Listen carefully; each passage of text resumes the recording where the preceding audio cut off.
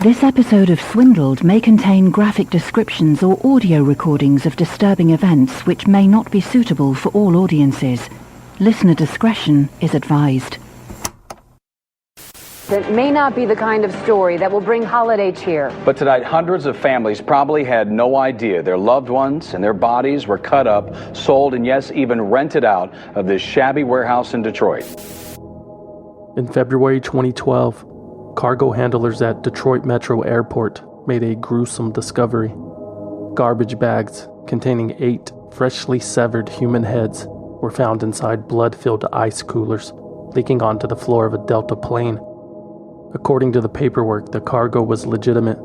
The heads were returning from some kind of medical symposium in Israel back to their owner, a man named Arthur Rathburn, a body broker in Detroit who rented and sold human corpses and body parts to whoever needed one, usually medical schools, law enforcement agencies, and universities. It's an entirely legal and vital industry, although highly unregulated, which always attracts those with a highly questionable moral code. In some states, the only barriers to entry to selling human bodies include a sharp blade and an iron stomach. No GED or certification required. Arthur Rathburn had an associate's degree. With that, he became the well-respected and published coordinator of the University of Michigan's anatomical donation program in the late 80s before he was caught commingling ashes and selling parts out the back door. Rathburn always wanted to be a private dealer anyway, so in 1989, he launched International Biological, which he operated out of a skeezy warehouse. The company was highly profitable. A human body could fetch up to $100,000 on the black market if parted out. But the job wasn't easy. Shipments of body parts to or from Rathburn's company seemed to be constantly intercepted, and he had been reprimanded at least twice for failing to provide documentation proving that the bodies he sold were willingly donated. It was a lot to keep up with. Federal and state authorities had been tracking Rathburn's cargo for years. But usually, after a few questions from the Centers for Disease Control or whoever, Arthur Rathburn would collect his bloody heads and limbs from the airport and be on his way, even if he gave them every reason to ask a few more. For example, during the latest interception, Rathburn told authorities that the mess was nothing to worry about. The heads in the coolers were embalmed. They weren't. And he said they were tested and disease-free. Another lie. It was later discovered that one of the donors had died of bacterial sepsis and pneumonia before their head was removed with a chainsaw and passed around the world. Arthur Rathburn was aware of that fact.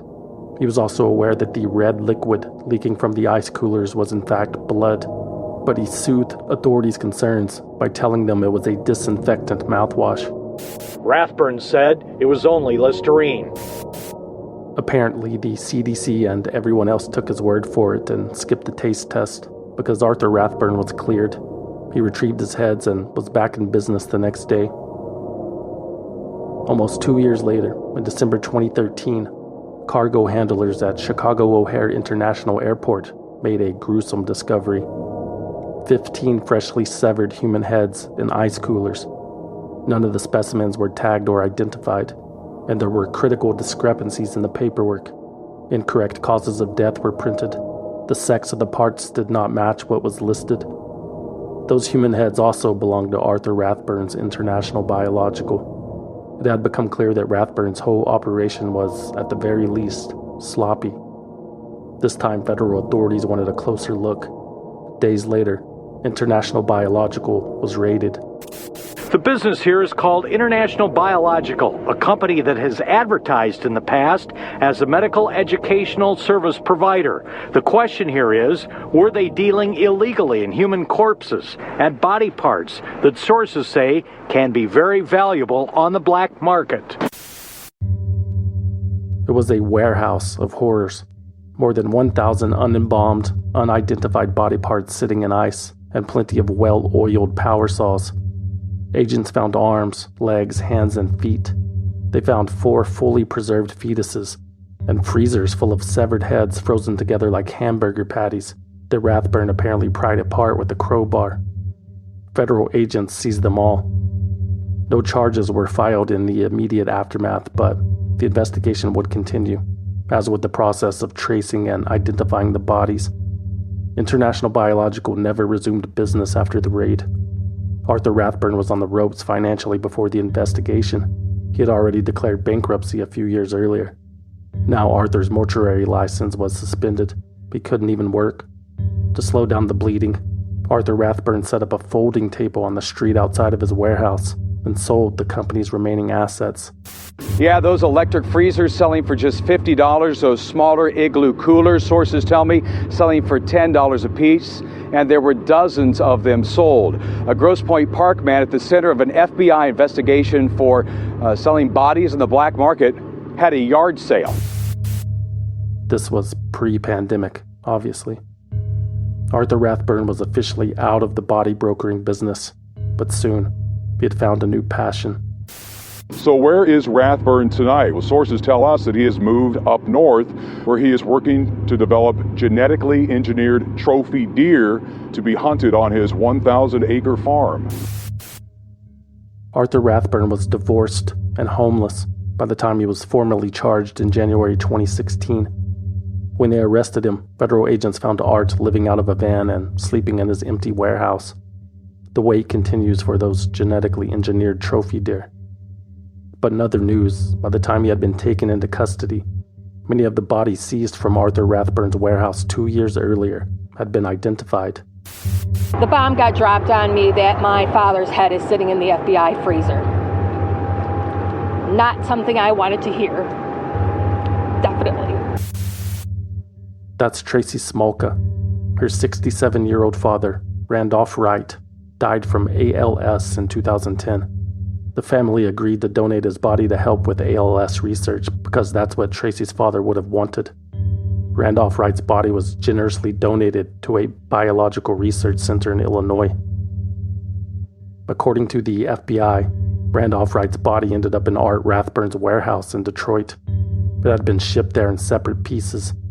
Rathburn purchased Randolph's head for $500 and his torso for $2,900, below market value. Art enjoyed a bargain. He liked taking advantage of that diseased discount. Arthur Rathburn is a low-life piece of crap, SOB, who deserves to fry. The indictment alleges that both Arthur Rathburn and his ex-wife Elizabeth purposely bought diseased bodies infected with HIV, hepatitis, and sepsis because they were cheaper, and then resold or rented them for a considerable profit to unwitting doctors and dentists for research and training. On multiple occasions in 2011 and 2012, the Rathburns sent bloody, infected human body parts to medical conferences at hotels in places like Cambridge, Massachusetts, San Diego, and Washington, D.C. They received as much as $55,000 per rental. The donating families had not agreed to any of this. But Rathburn was never charged for defrauding the donors. Instead, he and Elizabeth were charged with defrauding their customers, the doctors and researchers who thought they were renting a non-diseased body. This alleged scheme to distribute diseased body parts not only defrauded customers from the monetary value of their contracts, but also exposed them and others to infection. U.S. Attorney Barbara McQuaid said in announcing the indictment, "The alleged conduct risks the health of medical students, dental students, and baggage handlers." Mr. and former Mrs. Rathburn were faced with more than a dozen federal charges, including multiple counts of wire fraud, aiding and abetting, making false statements, and one count of transportation of hazardous materials. Elizabeth Rathburn pleaded guilty to one count of wire fraud and was sentenced to 2 years probation. Arthur Rathburn went to trial. His lawyers argued the matter was simply a contract dispute over the quality of goods better suited for a civil court. Rathburn would later say that the photographs shown during his trial had swayed the jury, regardless of the context. Images so grotesque that one of the jurors asked for counseling and was excused from the trial. Arthur Rathburn was convicted on 7 counts of fraud and shipping hazardous materials. At his sentencing hearing, the 64-year-old Rathburn showed no remorse. He described his Detroit warehouse lab as, quote, perfect, and promised that the, quote, bequests were put to great use. "We have 10,000 diseases in this world. We know how to treat 500 of them," Rathburn told the judge. The rest need to be studied. Arthur Rathburn had no regrets, but his victims certainly did. There were hundreds of them, with similar stories about donating a loved one's body for a good cause, only to discover it had been dismembered and sold. Some of them spoke at Rathburn's sentencing in 2018. One man told the judge that finding out his wife's remains ended up in Arthur Rathburn's hands had, quote, kind of wrecked him.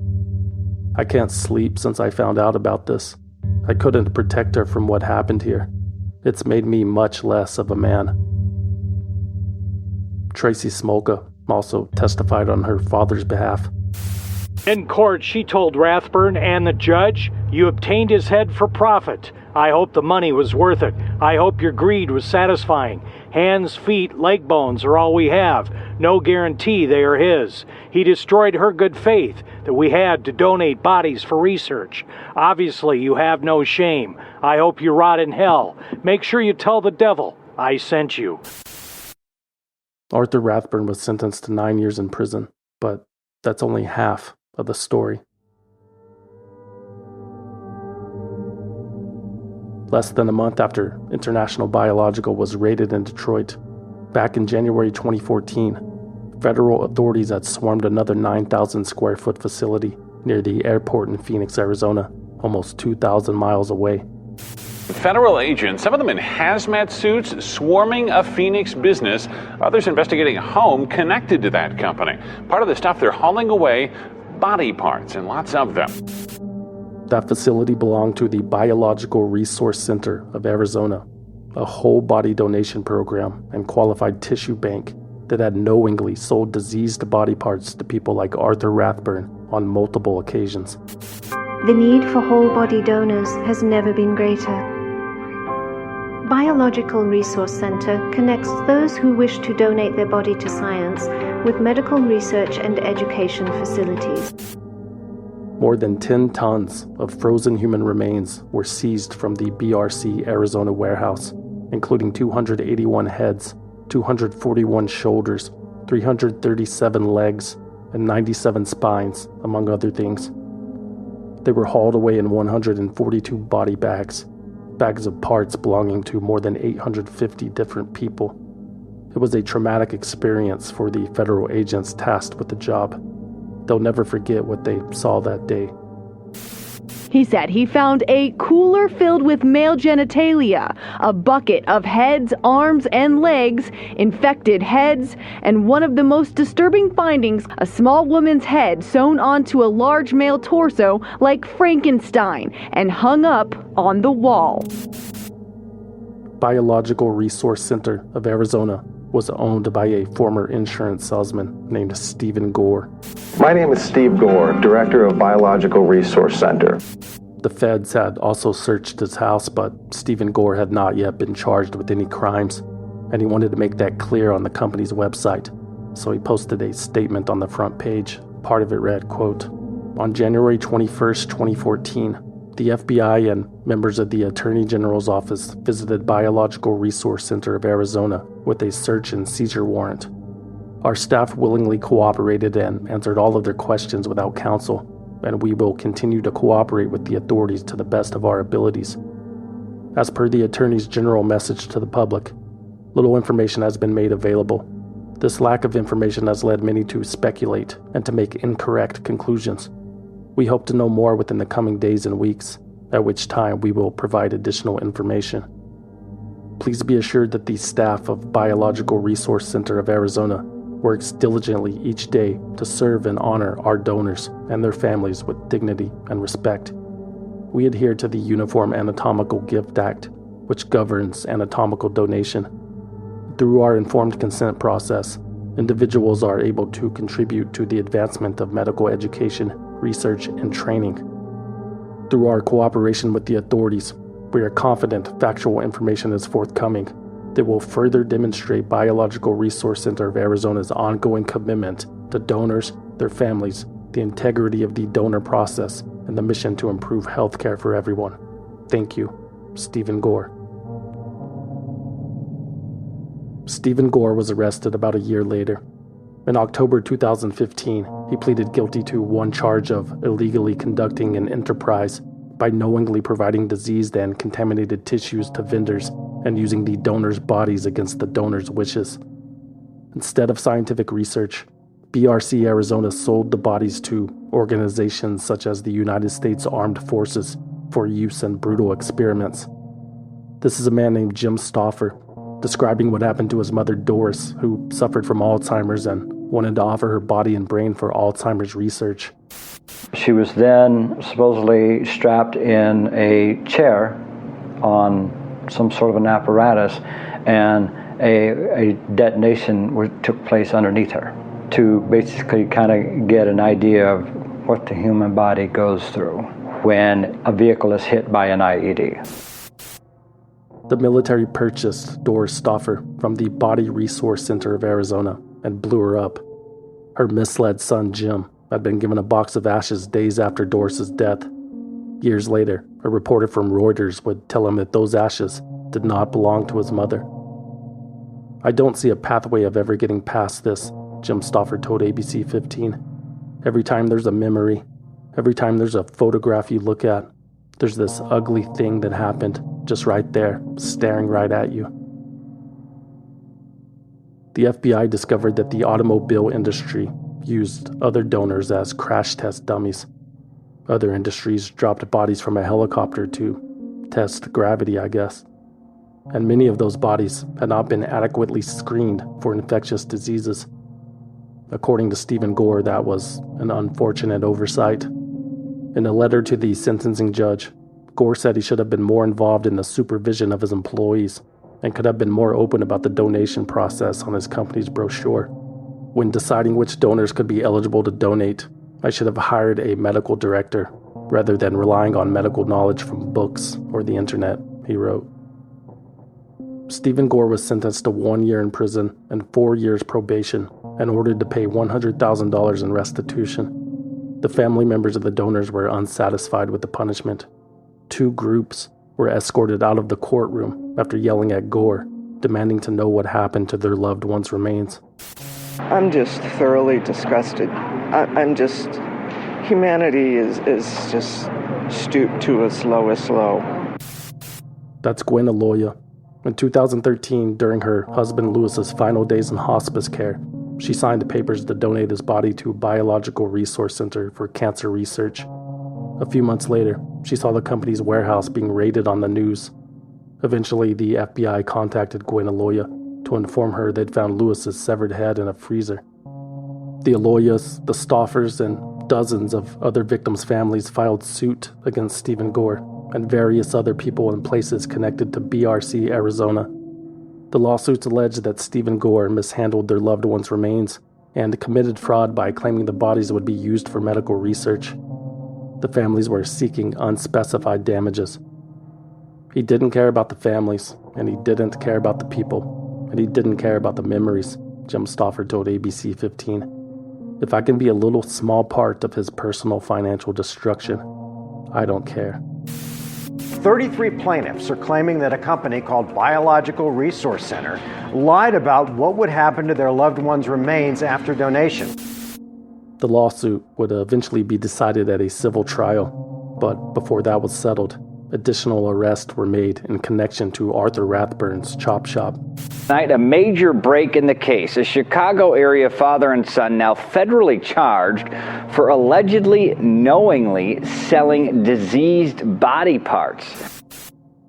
On April 11, 2019, Donald Green Sr. and Donald Green Jr., the owners of Biological Resource Center of Illinois, no relation to Stephen Gore's operation, were arrested in Chicago for also selling diseased body parts. Their warehouse had been raided a year after BRC Arizona. Green Sr. was charged with wire fraud and sentenced to 2 years in prison. Back in Arizona, the civil trial against Stephen Gore began on October 27, 2019. For the first time, the public heard the graphic details of what was found at the Biological Resource Center facility in Phoenix. The head, arms, and legs had been removed and stacked on top of each other inside the cooler. And in some of those cases, it appeared that the male genitalia had been removed off of the torso.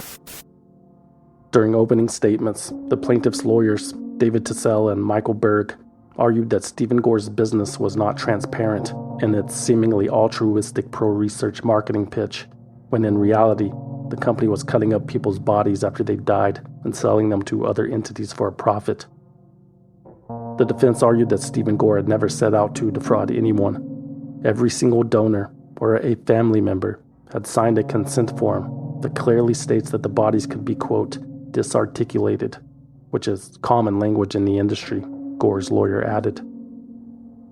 After 2 weeks of testimony from doctors, law enforcement, and victims, a civil jury awarded $58 million to 10 of the 21 plaintiffs.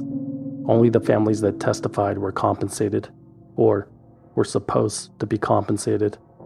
Unfortunately, Stephen Gore had few assets to his name. Whether or not Steve Gore has assets or other people have assets, that's really not the point. We're really hoping that we're shining a bright light on what's been going on in this country. People really becoming grave robbers. This is a landmark verdict, Michael Berg, an attorney for the plaintiffs, told the media. The best part here is that the jury sent a message to people like Gore, who are doing this around the country. $50 million in punitive damages is a warning. Attorney Michael Berg and his partner David Tissell would soon find out that warning was too little too late. That same year, Berg and Tissell would find themselves representing a similar group of people in Colorado, people who had trusted a local business to treat their deceased loved ones with dignity and respect, only to discover their loved ones were butchered and sold. Even in the afterlife, we are nothing but commodities. A funeral director and her family are accused of profiting off the dead on this episode of Swindled.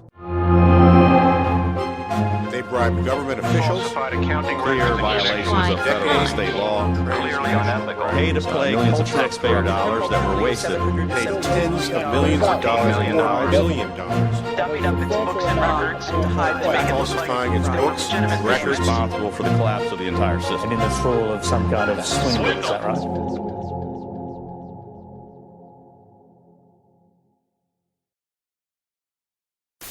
Loved ones are coming forward tonight after dozens of containers of forgotten ashes were found sitting in the basement of a funeral home on the western slope.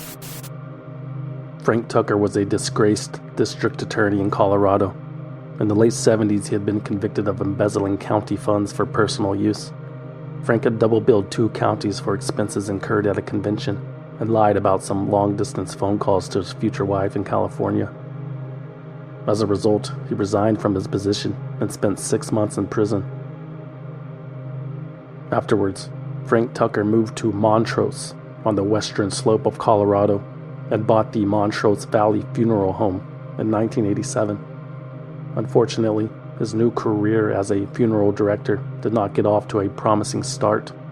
According to the Grand Junction Daily Sentinel, a family sued Frank Tucker in his first year of ownership after an embalming mishap involving a 17-year-old girl.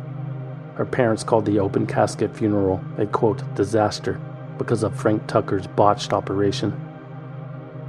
The following years featured fraud accusations and tax evasion investigations. All of these headaches can take a toll on a man. By the early 2000s, Frank Tucker was in poor health. In 2002, Frank hired a woman named Megan Hess to manage the Montrose Valley Funeral Home. Megan arranged the funerals and services in Frank's absence and worked directly with the families. She seemed to enjoy the work, but it was short-lived. In January 2006, Frank Tucker died from pancreatic cancer, and Megan Hess was fired 6 months later by Frank's widow, Debbie Tucker, who ran the operation herself until 2012. By October 2015, a new funeral home had moved into the Montrose Valley Funeral Home's former space, and much to the new owner's surprise, they found a basement full of unclaimed cremains. There were 170 different containers in all shapes and sizes that dated as far back as 1947. Some of the ashes were housed in urns, labeled with names. Other treatments were a bit more unique. According to the Daily Sentinel, quote, one specimen was relegated to a Vlasic pickle jar with only a scrawled question mark on the lid. Others had specific instructions for disposition that were never carried out. Scatter in the mountains read Charlene A. Jim's box of remains. Charlene died in 1980. She had been sitting on a shelf in that basement ever since. If it's any consolation, she wasn't alone. Baby boy Weber spent his 48th birthday in that same basement. He had been cremated back in 1968 when he was stillborn. The new owners made a valiant effort to return the cremains to relatives or to honor their documented final wishes. Of course, the families were surprised to hear the fate of their loved ones. Ann Shazinski's teenage son Brandon was among the found cremains. She read his name on a list in the newspaper. "I totally flipped out," Miss Shazinski told the Denver Post. "I had no idea what they were talking about. How could this have happened?" she wondered.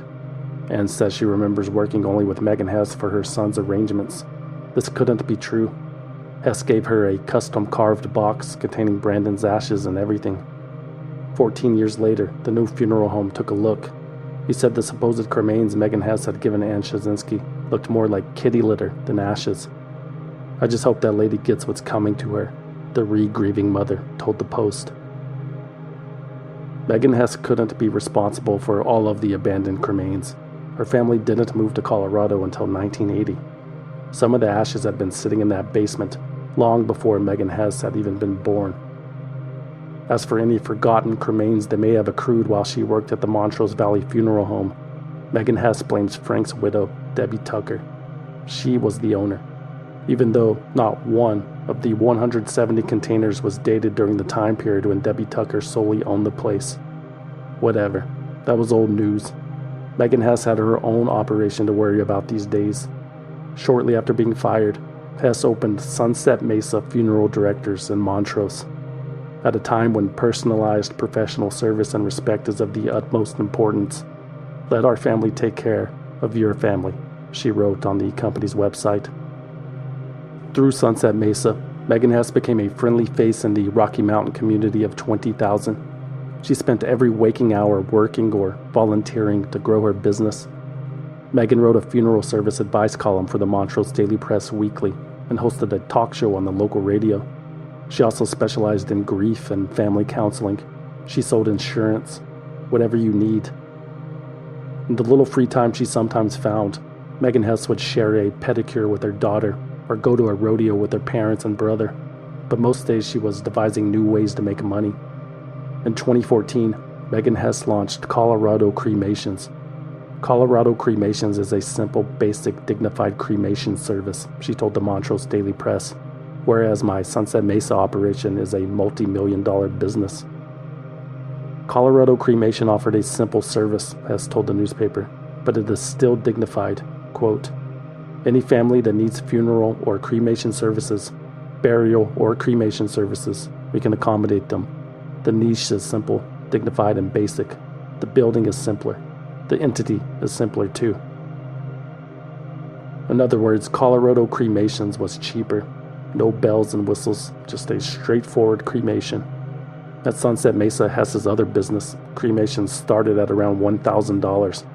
Of course, that included the flannel box covering hand-woven by Megan's mother, Shirley Koch. At Colorado Cremations, one could get a straightforward body burning for $695. It was the most budget-friendly cremation service in the entire state probably, and you could complete the entire process online. Megan Hess was able to control the cost because she owned the crematory. "I control the cost, and I control the environment, the timing," she told the Daily Press.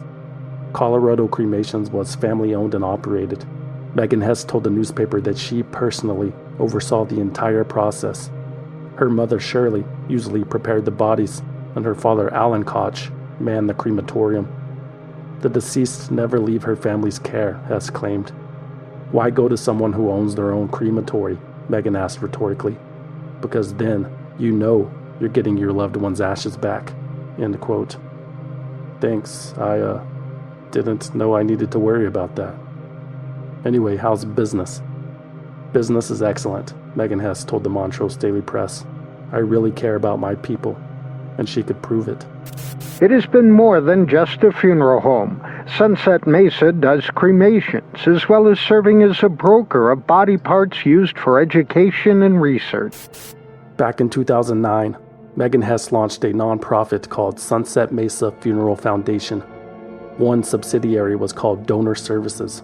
It was a body brokering service. Megan's mom Shirley would harvest body parts from donated corpses in the back of the funeral home and sell them to research labs and medical schools. It was a public service, Hess has repeatedly said. Be a hero. Be an organ donor, a brochure for donor services solicited. Every year, organ, eye, and tissue transplants provide hope to tens of thousands of people suffering from disease, injury, trauma, or blindness. Thousands more patients could benefit from life-saving and healing eye and tissue donations. It's for the good of the world, and I like to help people, Megan Hess told Reuters when they came calling in 2016. Reuters journalist Brian Groh had heard about Sunset Mesa's combination funeral home, crematory, and body brokering service while working on a 5-part expose on the body trade for the news agency. Sunset Mesa caught Groh's attention because it was the only place in America that housed all 3 services under the same roof. Perfectly legal in Colorado, by the way. Megan Hess was a unicorn. But that wasn't the only reason the Reuters journalist wanted to talk to her. Megan Hess's biography on the Sunset Mesa website listed a PhD in mortuary science as part of her credentials. Reuters discovered that no such degree exists in the United States. Soon after a reporter asked Hess about it, the PhD listing on the website was replaced with her high school degree and a quote, love for veterinary medicine. Reuters stated that the mere existence of Megan Hess's 3-pronged business raised ethical concerns among funeral industry veterans. What do you think? Is it a conflict of interest to sell body parts next to one of the few places in town with a fresh stream of dead bodies from surrounding counties coming through its doors? Sounds efficient if you ask me. Not to mention that giant furnace in the crematory doesn't leave behind much evidence that a body ever existed at all. You could still charge for the cremation. Bags of recycled carbon and body bag zippers are tough to differentiate with the naked eye, you know. Let's face it, there's treasure being thrown out with the ashes. Do you know how much you can get for a complete human torso on the open market? Come on, that's easy money. How could you not be tempted, Shirley? Especially with that chainsaw you're always lugging around. Nah, there was nothing to worry about. Megan Hess and her parents, Shirley and Alan Koch, were morally righteous people. They would never do something so cruel just to line their pockets. Or would they? Reuters spoke with a former employee of Sunset Mesa named Carrie Escher. Carrie said that one day Shirley Koch showed her a collection of gold teeth she had pulled off of corpses. Carrie said Shirley told her that she had sold a similar batch a year earlier and funded the whole family's vacation to Disneyland. Other employees claimed they'd heard Megan Hess bragging about making $40,000 a month from selling bodies. But again, there was nothing illegal about what they were doing, as long as they had the donor's consent. However, when Reuters published the article in January 2018, the news agency revealed that the FBI and Colorado state regulators were actively investigating Megan Hess and Sunset Mesa. Shocking allegations tonight out of Montrose, out on the western slope. According to a report from Reuters, a Colorado funeral home is under investigation, accused of selling human body parts. Megan Hess provided the Montrose Daily Press with a written response to the story. Hess said the Reuters article, titled, FBI Scrutinizes Funeral Home Running a Side Business Selling Human Body Parts, has tried to, quote, tarnish her reputation. The funeral home and donor services have never received any written or verbal communication from the FBI or any other federal authorities regarding the business and its practices. Megan Hess also defended her credentials in the statement and reiterated her position that donor services provided a community service by harvesting body parts for science. Without donation, there's no research, and without research, there's no cure. Such donations enable medical professionals to learn about the processes and effects of disease and to develop new surgical skills and procedures, Hess said. With the generous support of our donors, Donor Services has been and will continue to provide this invaluable service to those who need the resources necessary to further the education of medical communities and the continued education of new and exciting surgical procedures that are on the horizon. I have worked tirelessly in western Colorado for more than 15 years to proudly serve my community as a funeral director. Donation is an option for families, just like burial or cremation. It has been devastating to read such false statements about my business and character. I want the community to know that I am standing strong and will not let anyone interfere with my mission. I want to thank my clients, colleagues, and my family for your support. Your visits, phone calls, texts, and emails have meant so much. A few weeks later, on February 6, 2018, Sunset Mesa, Colorado Cremations and Donor Services were raided by the FBI. The FBI raids a Colorado funeral home. This comes after complaints that it doubles as a donor services facility. Hi, Debbie. This is Cheryl Moores. I'm a victim specialist with the FBI, and I'm calling to discuss the Sunset Mesa investigation. I'm calling because you've been identified as someone that may have had a loved one that was cremated at Sunset Mesa in Montrose, Colorado. 1 week had passed since Megan Hess's funeral home and related businesses were searched by federal authorities. The FBI stayed quiet about what it was trying to find. At this point, no arrests had been made. The investigation arose after Colorado's Department of Regulatory Agencies received nearly a dozen complaints from the public about Megan Hess over the past 6 years. The state would not go into detail about what those complaints alleged, but reports soon emerged of shoddy record-keeping and bombings and cremations performed without permission. Some families suspected they had received the wrong ashes. A few knew it for a fact because they had them privately tested.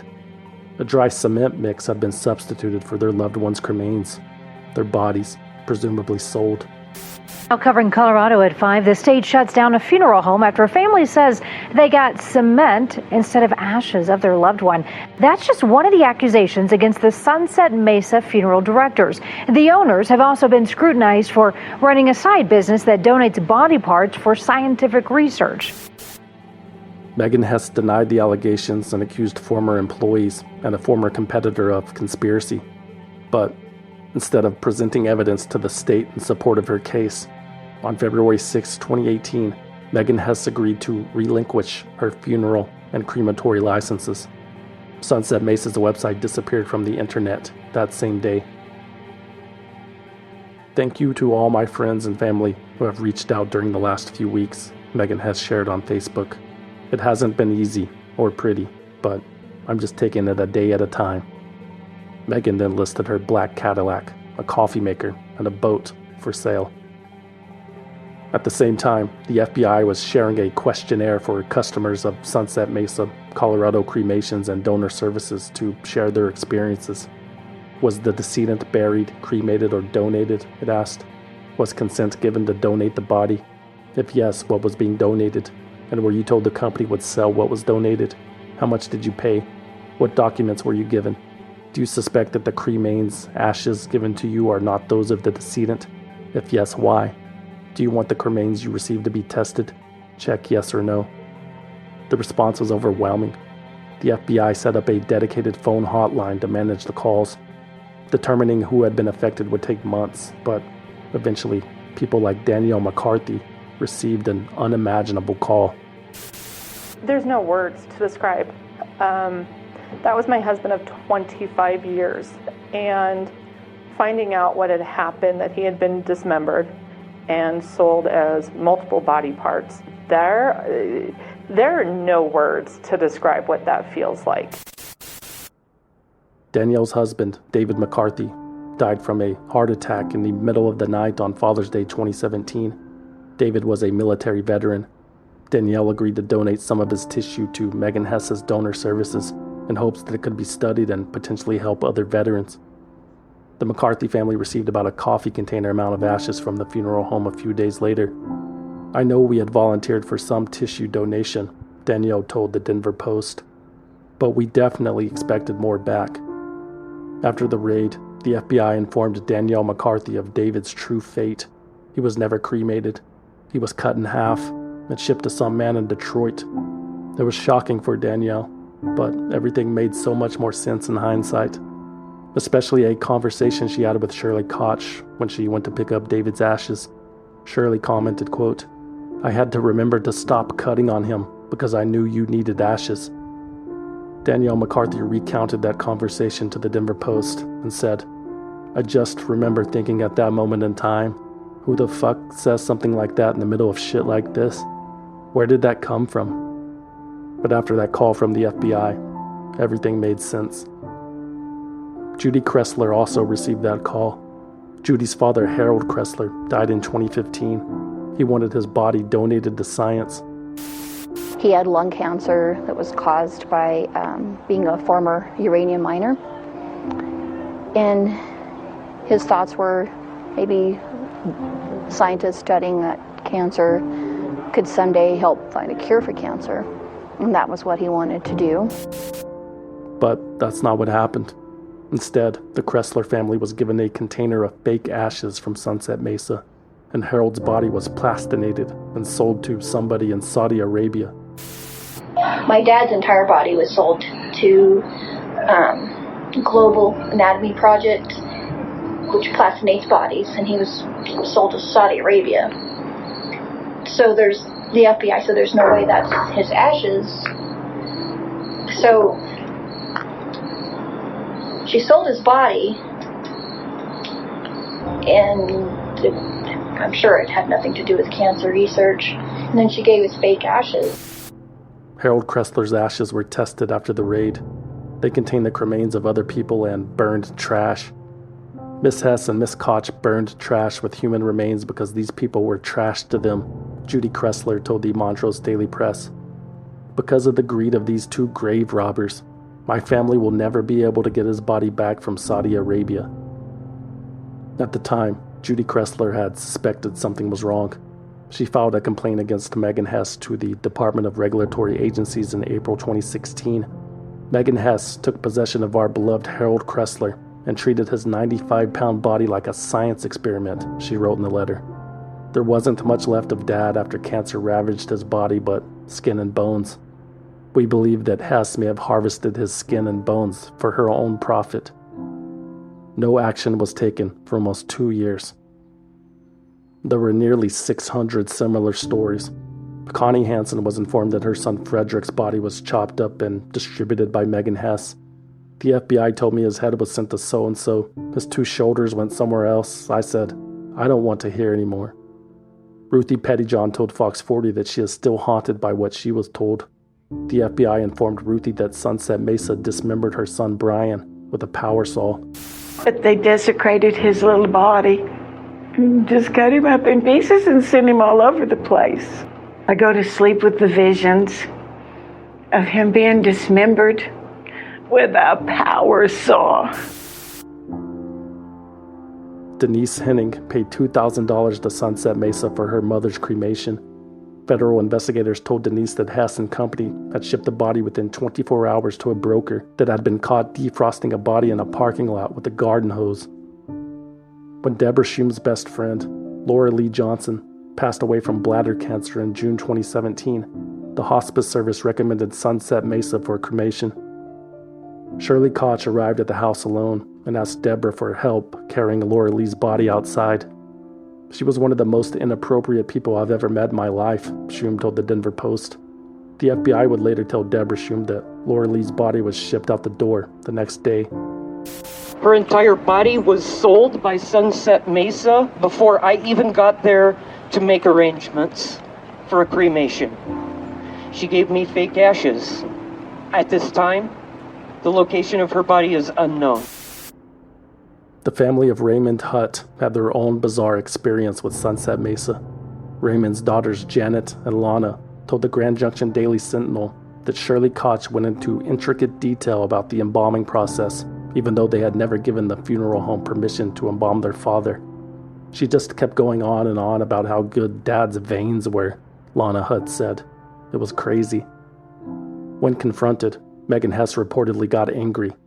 The family suspects Megan sabotaged their father's funeral service in retaliation. The sisters told the Daily Sentinel that Sunset Mesa ruined the music at the memorial and left attendees stranded at the cemetery. Natasha Olson had a similar incident with the company when she cremated her mother. Gina Pace and her dog Buckwheat died in a car accident in 2017. Natasha told the Denver Post that Sunset Mesa tried to embalm her mother when she was supposed to have been cremated.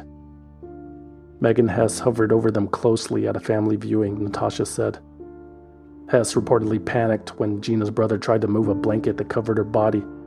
Gina's brother hugged his sister's body anyway, and, in retrospect, said it felt like her arm was already detached. It can't be fixed, Freddie Hancock told Denver 7, after learning her husband, Thomas, had been sold without her consent. They can't put his head back on his body. They can't put his arms and legs back on his body. That's part of my nightmare.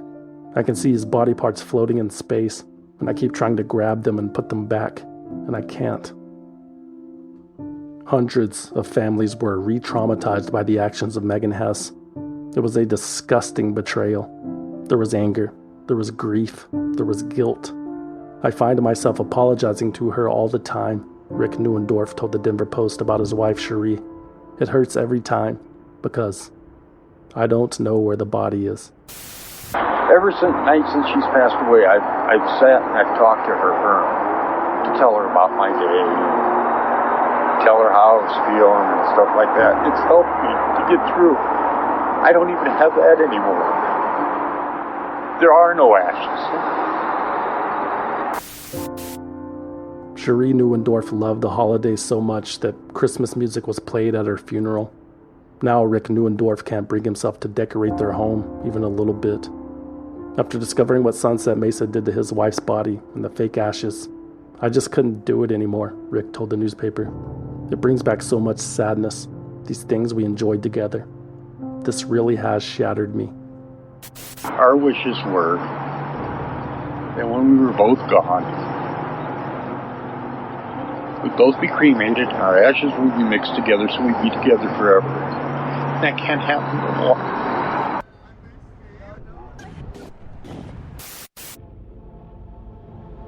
The families victimized by Megan Hess and her family have found solace in each other. They meet in public, they organize online. How could anyone else possibly relate?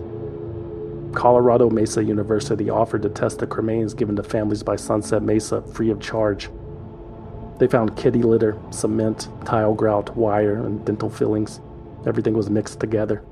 It was as if Megan Hess had a large bucket of unwanted ashes with a big scoop stuck in it, which she did. 2 of them. Megan Hess had previously acknowledged to state regulators that she kept 2 5-gallon buckets of unwanted ashes on hand at Sunset Mesa. This led to speculation that these buckets were the source of what the families were given. Analyzing those ashes and matching DNA of body parts caused the FBI's investigation to drag on forever. The townsfolk of Montrose only whispered about the raid, but some of the affected families lost their patience. In March 2018, 2 women went to the funeral home to confront Megan Hess to her face about the fake cremains. Megan Hess chased them off the property with her car and followed them into town. She bruised one of the women's legs with her bumper. Megan Hess was charged with reckless driving and reckless endangerment. She pleaded guilty to 1 count of improper backing and paid a $30 fine. That wasn't the only way Megan Hess kept busy without the funeral home. She was also an event planner. She owned a catering business. Megan also launched a cupcake company called Truffles & Company. She offered a flavor called Death by Chocolate. In July 2018, the McCarthy family ran into Megan Hess selling hot dogs at the Montrose County Fair. The woman who butchered their husband and father was still walking free, still showing her face in public. No criminal charges had been filed against Megan Hess, but some families found no reason to wait and filed suit. Megan Hess responded in a motion to dismiss the first lawsuit, filed by the family of Cactus Hollenbach, who claimed the cremains contained small parts from a watch and zippers. Cactus had died in his pajamas. An allegation is not evidence, Hess wrote. No matter how sensational the accusations or how cleverly written a complaint with hysterics and exaggeration for the purpose of having it published in the media to influence the opinion of others, there's only one thing that matters: evidence. A new lawsuit with more than 60 plaintiffs has been filed against Sunset Mesa funeral directors in Montrose, the funeral home accused of doubling as a body broker. By mid-2019, Megan Hess faced 6 different civil lawsuits, including multiple class action lawsuits, one with more than 60 plaintiffs, filed by attorneys Michael Berg and David Tassell. The class action named every entity associated with Sunset Mesa, including the Montrose County coroner, who had frequently referred the business, and a hospice that transferred bodies to Sunset Mesa without family consent. Almost all of the periphery defendants, including the coroner and the hospice, were later dismissed from the suit. The victims' families continued to wait. These people deserve to know why what was done to them, and why they weren't given a choice, why their loved ones were stolen from them and they were given back dry cement or sand and told this was your loved one's ashes. All we can do is shake our heads on this one. An evil funeral home director has been arrested in Colorado, as she should be. Her name is Megan Hess, and she's accused of selling body parts of her clients. Unsuspecting families are also the victims in this case. Investigators also say she gave those poor people fake ashes after telling them their loved ones would be cremated. My next guest agrees this is beyond trifling.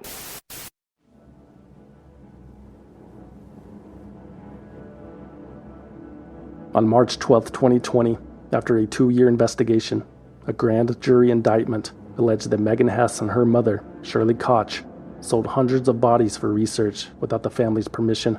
Quote, in at least dozens of instances, Hess and Koch did not follow family wishes and neither discussed nor obtained authorization from donor services to transfer decedents' bodies or body parts to third parties.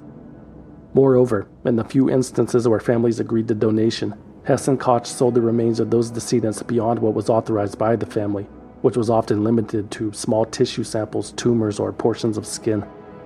The Justice Department also said Hess and Koch shipped bodies and body parts that tested positive for or belonged to people who had died from infectious diseases, including hepatitis B and C and HIV, after certifying to buyers that the remains were disease-free. The fraud generated hundreds of thousands of dollars in revenue. Sunset Mesa targeted poor people with their low prices and basic services. 43-year-old Megan Hess and 66-year-old Shirley Koch were arrested and charged with 6 counts of mail fraud and 3 counts of illegal transportation of hazardous materials. Both women pleaded not guilty. They were released on a $100,000 bond and ordered not to leave Colorado. Since then, it has been a series of excruciating delays. Megan Hess had COVID when she was arrested, so every federal officer in contact with her was forced to quarantine. Shirley Koch underwent a competency evaluation. She was deemed fit to stand trial, but then she hired new representation who, in December 2020, requested a 180-day postponement to sort through the hundreds of thousands of pages of evidence. It has been maddening. And at some point, Megan Hess and Shirley Koch turned against one another. Koch disavowed knowledge of the body brokering business and told investigators that her daughter was the brains behind it all. Shirley said Megan was the one who managed the buying and selling. She knew the doctors, handled the billing, filled out the paperwork. Shirley Koch painted herself as a lowly butcher who just followed the boss's orders. Megan Hess, on the other unidentified hand, wasn't offering much information at all. Did you hear my question, ma'am? I did not. I'm sorry.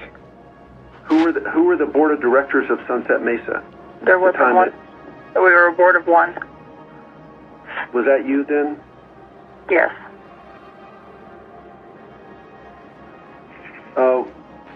When was the first time a body or parts of a body were sold from I'm not Sunset answering Mesa? that. On what basis? My Fifth Amendment right. How many people do you think were sold? How many bodies do you think were sold? Not answering that either. Same reason? Yes. If your child or your mother or your father had passed away and you had paid for them to be cremated but later found out that someone had sold them, how would that make you feel? I'm not answering that.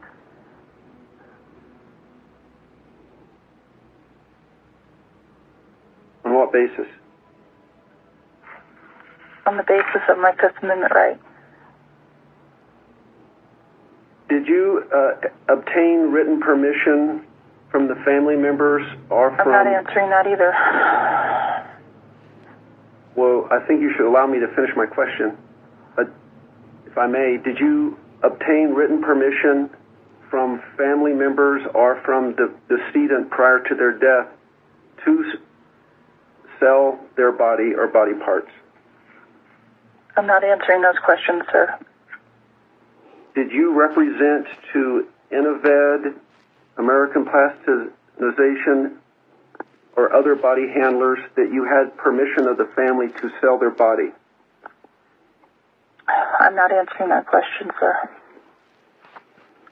What was the average price you were paid for each body that you sold as a whole body? I'm not answering that.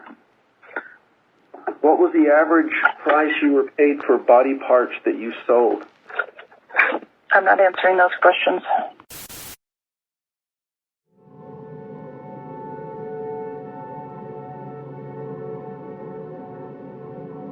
The year 2020 came and went. It had been almost 3 years since the raid at Sunset Mesa, and it seemed like the wheels of justice were turning slower than usual. Finally, in September 2020, the victims' families received some unwelcome news. At a long-awaited town hall meeting, federal prosecutors announced a possible plea deal that would cap Megan Hess and Shirley Koch's prison time at about 12 and a half years. The plea deal also required $491,000 restitution and a $1.2 million asset forfeiture. The families did not think the proposed plea deal was adequate. 600 victims? Are you kidding me? And you're gonna give them 10 years and 12 years? Uncalled for. Feels like we're being victimized again. Robbing me of the one part of this system I thought could give me a little bit of closure, in that I could stand in that courtroom and look these people in the eye and tell them what they've done to me that I will struggle with for the rest of my life. While the lawyers hammered out the details on Hess and Koch's plea bargains, some civil lawsuits were settled. On July 15, 2020, a district judge awarded Cactus Hollenbach's widow $468,010, the maximum non-economic damages allowed under Colorado statute, for, quote, severe emotional and physical distress over the way her husband's body was treated by Sunset Mesa. On November 23, 2020, another group of plaintiffs was awarded a total of $8 million, $468,010 each, after a court ruled that Sunset Mesa had acted in bad faith. On April 10, 2021, another multi-party lawsuit was settled, the largest yet. Sunset Mesa was ordered to pay $16 million to 30 people whose family members were sold. The judge calculated the damages by adding up the list of body parts and assigning them a value. How do you value that? How do you value walking around on a daily basis, thinking about your family members, and translate that into monetary figures? Attorney Keith Killian asked the Montrose Daily Press. You really can't. It's just a hole in your heart you can't really patch. But I appreciate that the court acknowledged the significance of the losses to my clients. How do you put a dollar amount on a part of someone's body? It's what the market will pay, but it doesn't really measure the suffering of the family. The dollar amount was meaningless anyway. Even if all their assets were seized and sold, Megan Hess and Shirley Koch would be destitute after paying off just a few names on the ever-expanding list. And it's not like it would change anything even if they could. Not everything is monetary, Deborah Shum testified. I feel like my normal grief process has been stolen too. It's all melded together now. I can't think about Laura Lee without thinking about her being chopped up. This is for me the most traumatic event of my life. On July 6, 2022, Megan Hess pleaded guilty to a single count of mail fraud. I'm taking responsibility, she told the judge. I'm here to accept the plea. The families believe I went beyond the scope of the consent forms. Again, no responsibility, no accountability, no remorse. It has been 53 months since this legal travesty began, Megan Hess said in her statement to the judge. 53 long months. 53 months of suffering for my community, the families involved, my family and my child. Making the decision to consider a plea was not easy. The grief sustained will not end, but what can end is this ongoing, unresolved, torturous battle. I come before the court completely broken and ask for the court to accept my plea, accepting my ownership and responsibility of making this right. The journey to resolution with everyone involved begins with today. This is my responsibility to resolve. Shirley Koch pleaded guilty to 1 count of mail fraud a week later. Their sentencings are scheduled for early 2023.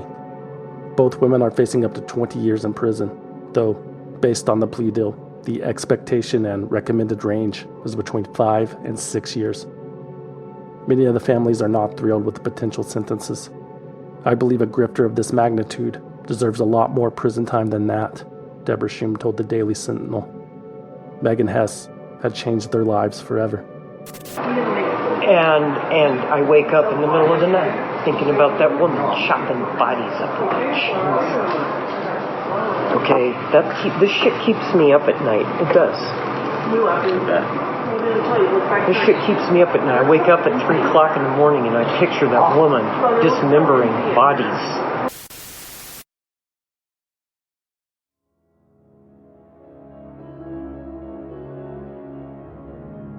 Swindled is written, researched, produced, and hosted by me, a concerned citizen, with original music by Trevor Howard, aka Deformer, aka Red Listerine. For more information about Swindled, you can visit swindledpodcast.com and follow us on Instagram, Facebook, and Twitter at Swindled Podcast. Or you can send us a postcard at P.O. Box 6044, Austin, Texas 78762. But please, no packages. We do not trust you. Swindled is a completely independent production, which means no network, no investors, no bosses, no shadowy money men, no power saws, and we plan to keep it that way. But we need your support. Become a valued listener on Patreon, Apple Podcast, or Spotify at valuedlistener.com. For as little as $5 a month, you will receive early access to new episodes and exclusive access to bonus episodes that you can't find anywhere else. And everything is 100% commercial free. Become a valued listener at valuedlistener.com. Or if you want to support the show and need something to wear to your funeral, consider buying something you don't need at swindledpodcast.com/shop. There are t-shirts, patches, hats, hoodies, posters, coffee mugs, and more. swindledpodcast.com/shop. And remember to use coupon code CAPITALISM to receive 10% off your order. If you don't want anything in return for your support, you can always simply donate using the form on the homepage. Don't forget to check out swindledvideo.com. That's it. Thanks for listening. My name is Anna Z. from Chicago. Hi, my name is Julia, a Floridian transplant in London. Hello. You can call me Savannah DeSoleil. And where I'm from doesn't matter. What does matter is that I am a concerned citizen and a valued listener. And you should ask yourself, why aren't you?